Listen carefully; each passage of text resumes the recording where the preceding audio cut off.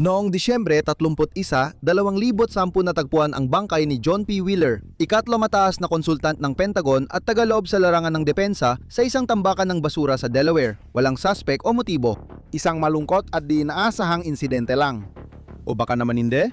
Kapag tiningnan mo ng mas mabuti, hindi lang si Wheeler ang nag-iisa. Sa larangan ng pananaliksik at pagpapaunlad sa depensa ng US, mga inhinyero, mananaliksik at mga tagaloob ay patuloy na namamatay o biglang nawawala sa misteryosong mga pangyayari. Habang mas sinisiyasat, lalong mahirap paniwalaan. Kaya ngayon, ang tanong ay hindi na lang kung paano siya namatay, kundi kung konektado ang mga pagkamatay na ito at ano ang posibleng nailibing kasama ng mga ito. Kabanata 1 ang konsultant ng tambakan. Halos isinilang naganap na tagaloob si John P. Wheeler ikatlo. Ipinanganak siya sa pamilyang militar, nagtapos sa West Point at namuno ng tropa sa US Nike Hercules Missile Base. May mga degree siya sa batas mula Harvard at Yale, naging systems analyst sa opisina ng kalihim ng depensa, aktivista, senior planner sa Amtrak at junior staff officer sa Pentagon. Kahanga-hanga ang kanyang resume, pero dito nagiging interesante ang lahat. Noong 2004 hanggang 2008 si Wheeler ay direktang ang trabaho sa mga lider ng depensa, nagbibigay ng payo sa acquisition, logistics at enerhiya sa Pentagon at Air Force. Dahil dito, nakuha niya ang trabaho sa Mitre Corporation, isang organisasyong pinopondohan ng gobyerno na kadalasang nagtatrabaho sa aviation, defense systems, cybersecurity at iba pa, at kadalasan ay nasa likod ng mahahalagang proyekto ng pamahalaan. Kung hindi si John Wheeler III ang puso ng teknolohiyang depensa ng Estados Unidos, tsak isa siya sa mga mahalagang bahagi nito. Noong 2010 nadagdag pa ang isang titulo sa koleksyon niya bilang biktima ng misteryosong pagpatay. Sanay na ang mga tao sa mga kakaibang ginagawa ni Wheeler, 66 taong gulang, isa siyang eksentriko na namumuhay ng todo at sinasamantala ang bawat oportunidad. Na-diagnose siya ng bipolar disorder at na-ospital noong 2004 pagsapit ng Disyembre 2010 parang nalampasan na niya ang pinakamabibigat niyang problema. Ipinagdiwang niya ang Pasko kasama ang pamilya bago sinabing kailangan niyang mabilis na pumunta sa DC para sa trabaho bago magbagong taon. Pagkatapos, hindi na siya nakita ng personal ng kahit sino. Sa malabo at putol-putol na CCTV footage siya nakita. Pagkatapos noon, hindi na siya muling nakita. Nang dumating si Wheeler sa kanyang ari-arian sa Delaware, isa sa ilan niyang mga bahay, nagsimulang magbago ang kanyang kilos sa mga paraang, lalo pang nagpalalim sa misteryo sa likod ng kanyang pagkamatay. Noong Disyembre 28 sa Newcastle, Delaware, isang lalaking pinaniniwala ang si Wheeler ang nakita na naghagis ng pest control smoke bombs sa katabing ari-arian at hindi ito basta ginawa. Matagal na siyang sangkot sa isang legal na alitan laban sa parehong kapitbahay na pinagtatalunan na ang kanilang konstruksyon ay humaharang sa kanyang tanawin ng Delaware River. Noong ika-29, lalong lumala ang kanyang kalagayan. Sa CCTV sa labas ng parking garage, kitang-kita ang kanyang pagkabalisa. Napunit ang isa niyang sapatos at wala siyang coat. Sinabi niya sa parking attendant na magpapainit muna bago magbayad. Pero ang totoo, nakaparada ang kotse niya sa ibang parking lot na malayo. Sa lahat ng security footage, halatang balisa at takot siya. Parang pakiramdam niya ay may nagmamasid sa kanya. Sinabi niya na ninakaw ang kanyang briefcase at kinumpirma ng parking attendant na may napansin silang kakaiba. Kalaunan, humingi siya ng sakay sa kanyang parmasyutiko papunta sa kalapit na istasyon ng tren. Nang inalok ng parmasyutiko, natawagan na lang siya ng taxi, tumakbo si Wheeler. May kung anong nagpapaniwala sa kanya na hindi siya makapagtitiwala kaninuman.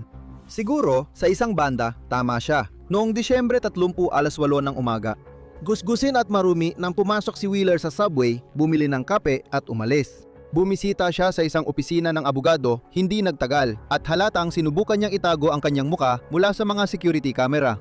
Naganap siya na masasakyan papuntang Philadelphia mula sa Small Business Administration Office. Huling nakita siya mga alas 8 hanggang alas 9 ng gabi. Gabing yon, pag-alagala siya sa downtown Wilmington at nagkataong nakunan sa footage ng surveillance camera.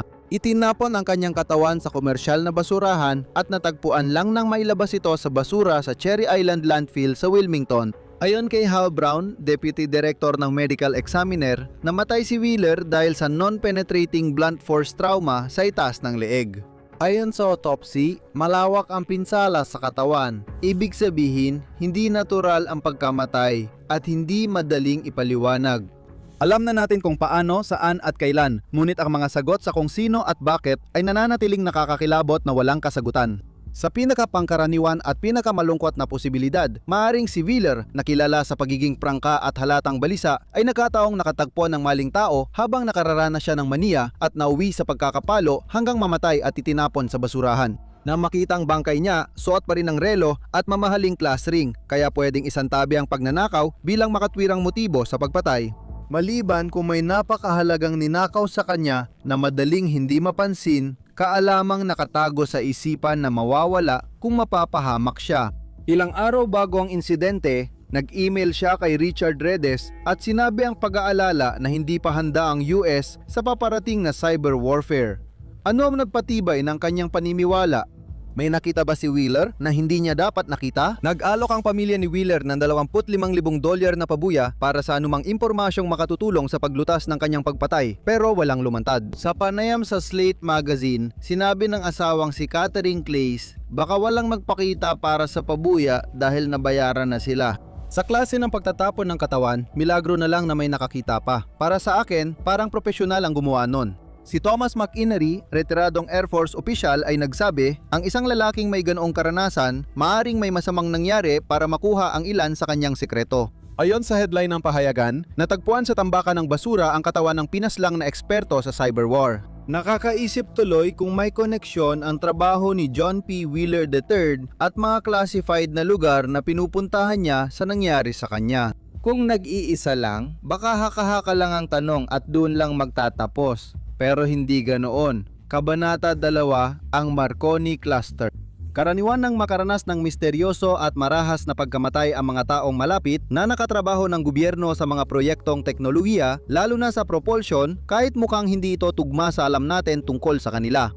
Kasama rito ang isang listahan na nagsimulang kumalat online ng 25 siyentipiko na namatay sa loob ng 8 taon mula 1,982 hanggang 1,990 habang may kaugnayan sa kilalang Star Wars Defense Program. Ang kaso, tinawag na GEC Marconi Scientist Deaths Incident, ay ipinangalan sa kanilang kumpanya. Si Dr. Keith Bowden, Senior Computer Scientist sa proyekto, ang unang namatay matapos ang isang social event sa London noong 1982. Pauwi siya nang mawala ng kontrol sa sasakyan habang tumatawid sa tulay, bumulusok sa embankment at napunta sa abandonadong rail yard. Agad siyang namatay sa aksidente. Hindi kailanman pinaniwalaan ng kanyang asawa at abogado ang opisyal na pahayag na ito ay isang insidente ng pagmamaneho ng lasing. Napakalayo nito sa ugali ng karaniwang maingat na si Dr. Bowden, kaya't agad na naisantabi ang kanilang mga pangamba. Noong 1985 namatay si Roger Hill, radar technician, dahil sa sarili niyang shotgun, at si Jonathan Wash, dating GEC worker, ay nahulog mula sa bintana ng hotel. Nagsalaysay siya sa mga kaibigan at mahal sa buhay, natatakot siya para sa kanyang buhay sa hindi malamang dahilan ilang araw bago siya namatay, na gaya ng mga nababahalang pahayag ni John Wheeler. Pero naging mas kakaiba at nakakatakot ang mga pagkamatay. Noong 1986 si Vimal Dajibay, 24 anyos na henyo sa computer control system, ay nahulog at namatay mula sa 331 talampakang taas ng suspension bridge sa Ilog Avon. Madaling isipin na ito ay trahedyang gawa ng isang henyo dahil sa pressure, ngunit hindi nito maipaliwanag kung bakit nakababa ang pantalon niya hanggang bukong-bukong at may sugat ng iniksyon sa isa sa mga puwitan. Pero parang mas magaan pa yon kaysa sa pagkamatay ni Arshad Sharif nung taon ding yon. Ang pioneer ng satellite detection dish ay umasta ng kakaiba bago siya namatay. Walang sinuman ang handa sa sumunod na nangyari. Itinali niya ang lubid sa leeg, ipinulupot sa sanga ng puno, at itinali ang dulo sa likod ng kotse, ayon sa opisyal na ulat. At yan ang naging dahilan kung bakit napaniwala ang mga investigador sa eksena ng krimen kung saan nakita ang pugot na siyentipiko na nakaupo sa kanyang kotse. Noong 1987 napatay sa magkatulad na kahina-hinalang sitwasyon sina Richard Pugh at Mark Wisner, parehong nagtatrabaho sa Ministry of Defense. Pareho silang natagpuang nakatali ang mga paa at may plastic na supot na isinaklob sa kanilang mga ulo dahilan ng kanilang pagkasuffocate. Sa parehong mga kaso na magkahiwalay ng ilang buwan, idineklara ng coroner na ang mga insidenteng ito ay resulta ng tinatawag nilang sexual misadventure. Sina John Britton, David Skills, Trevor Knight, Peter People at Andrew Hall, mga siyentipikong konektado sa MOD o Marconi, ay namatay sa carbon monoxide poisoning sa kanilang mga bahay sa panahong ito. Isang nakakaintridang pakukulang para sa maingat at profesional na mga lalaki. Nagpatuloy ang mga kakaiba at mararahas na pagkamatay hanggang sa huling bahagi ng dekada 80. Noong 87 minaneho ni David Sands ang kanyang sasakyan nang mabilis papunta sa harap ng isang bakanteng kainan at nagliyab ito. May dala siyang 2 lata ng gasolina sa loob ng kotse. Namatay din sina Michael Baker, George Kuntis at Stuart Gooding sa kakaibang aksidente sa sasakyan.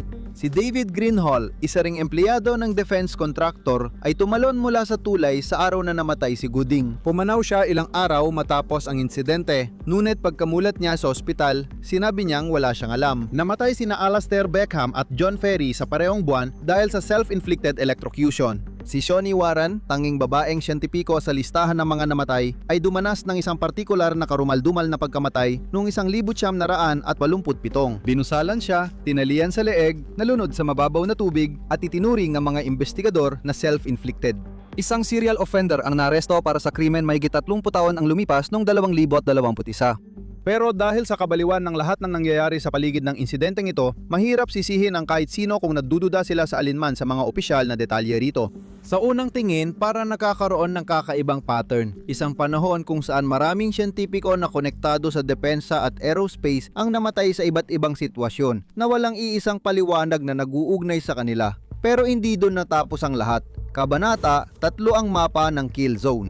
Kapag inilagay mo sa mapa ng Estados Unidos ang 11 natagpuang bangkay o huling kilalang lokasyon, makikita agad ang ilang kumpol ng datos. Hindi lang basta kalat ng datos ang mga kasong ito. Sinusuri natin ang 3 kill zone na delikado para sa mataas na ranggong siyentipiko sa US. Una, naroon ang tinatawag na tech trail na mula Massachusetts hanggang Alabama. Isa sa mga unang nabibilang sa pattern ay si Amy Eskridge na namatay noong Hunyo 11, 2022. Sabi ng autoridad, sanhi ito ng sariling putok ng baril sa Huntsville, Alabama. Huling nakita si Jason Thomas sa Wakefield, Massachusetts noong Disyembre 12, 2025.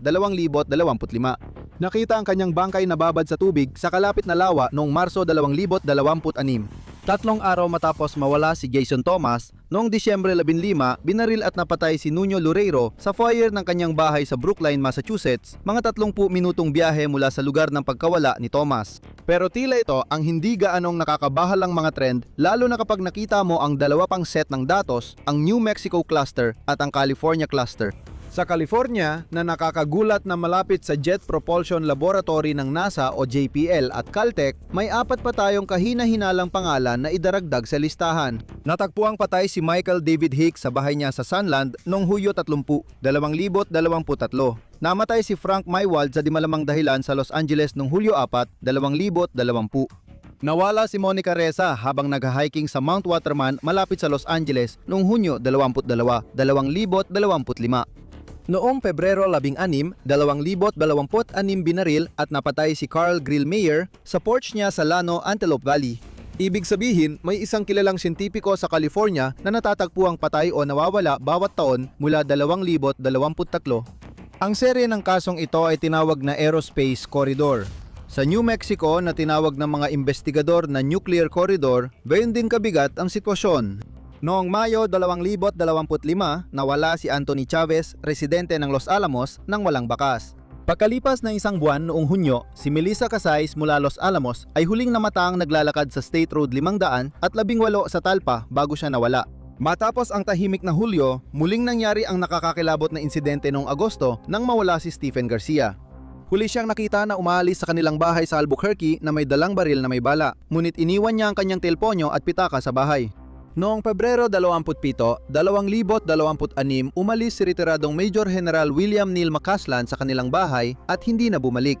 Hindi bababa sa 11 siyentipiko ang namatay o nawala simula 2022, kasama ang nag-iisang kaso sa Huntsville na naganap sa mga malalapit na lugar sa 3 pangunahing hotspot sa buong Estados Unidos. Pero ganyan lang kung malalaking bahagi lang ang tingin mo sa mapa. Kapag inalam mo ang detalye para maintindihan ang pagkakapareho ng mga siyentipikong sangkot, halos imposibleng hindi ka kilabutan. Kabanata 4, hinahabol at natatakot. Katulad ng sunod-sunod na pagkamatay noong dekada 80, lahat ng mga mananaliksik na ito ay may kaugnayan sa industriya ng aerospace o depensa sa isang paraan o iba pa. Isa ay dating planetary scientist sa Jet Propulsion Laboratory at ang isa pa ay inhinyero sa advanced na mga sistema ng pagmamasid sa mundo para sa mga misyon ng NASA sa parehong institusyon. Ang iba ay nagtrabaho ng matagal sa technical o suportang tungkulin sa mga pambansang laboratorio tulad ng Los Alamos at Kansas City National Security Campus, mula agham ng materyales hanggang lohistika at infrastruktura. Ang pattern na ito ay umaabot pati sa akademya at pananaliksik sa mataas na antas. Isang plasma physicist na namumuno sa gawain sa MIT Plasma Science Infusion Center ay kabilang sa parehong network na isang retiradong Caltech researcher na kilala sa exoplanet at dark matter studies. May mga koneksyon rin sa Marshall Space Flight Center ng NASA at sa mataas na liderato ng Air Force Research Laboratory. Lahat sila ay tumutugma sa isang katulad na pattern ng nakakabahalang sunod-sunod na pagkamatay ng mga taga-Marconi ilang dekada na ang nakalipas. Ngunit kakaunti lang ang mga kasong kasing kakaiba at nakakabahala gaya ng kay Amy Eskridge taga Huntsville na nagpakilalang mananaliksik sa anti-gravity. Siya ang nagtatad at CEO ng Institute for Exotic Science, isang research group na nakatuon sa advanced propulsion, zero-point energy at anti-gravity technology. Sa huling bahagi ng buhay niya, naging sobrang paranoid si Eskridge sa kanyang trabaho at natakot na sinusundan siya ng mga taong may sariling interes sa ginagawa niya. Dahil sa matinding paranoia, kumuha siya ng dating British intelligence na magbantay sa kanya, pero hindi ito naging sapat. Ikinuwento niya na naranasan niya ang pisikal na pag-atake gaya ng pagkasunog mula sa hindi kilalang directed energy weapon at psikolehikal na pag-atake tulad ng panliligalig at pagmamanman. Ganon din ang nangyari kay Eskridge na natagpuang patay sa bahay niya dahil sa tama ng bala at may itinapong baril na natagpuan sa malapit. Mukhang malinaw na agad ang kaso kahit napakalungkot. Gayunpaman, isa sa mga kaibigan ni Eskridge ang nagulat ng isang mensahe na di umano'y iniwan niya para ipalabas bago siya namatay, na nagsasabing, kung makakita ka ng ulat na nagpakamatay ako, siguradong hindi ko ginawa yon. Kung makakita ka ng ulat na ako ay nag-overdose, siguradong hindi ko ginawa yon. Kung makakita ka ng ulat na may pinatay akong iba, siguradong hindi ko rin ginawa yon. Siyempre, dapat pa ring bigyang pansin ang sinasabi ng taong dumaranas ng matinding pagdurusa sa pag-iisip. Ayon sa ama ni Eskridge, hindi nakakagulat ang pagkamatay niya dahil matagal na niyang pinagdadaanan nito. Ano ang ibig sabihin nito? Malamang wala o halos wala. Kapag masinuri, base sa sanhi ng kamatayan at uri ng trabaho, malabong lumampas ito sa karaniwang trahedya ng buhay at kamatayan para sa lahat ng sangkot. Madalas, tinawag na katawa-tawa at mapagsamantalan ng kaibigan at pamilya ng mga nawawala at namatay ang pagkalat ng online na teorya ng sabuatan tungkol sa kanilang mahal sa buhay. Kung nagtatrabaho ka sa aerospace, mabuting maging maingat para sa kaligtasan. Dahil ang mga ganitong pattern ay tahimik na nananatili sa likod ng isip mo kahit tila malinaw na ang mga katotohanan. Panurin mo kung bakit biglaan at misteryosong pinatay lahat ng konektado kay JFK o panurin mo na lang ito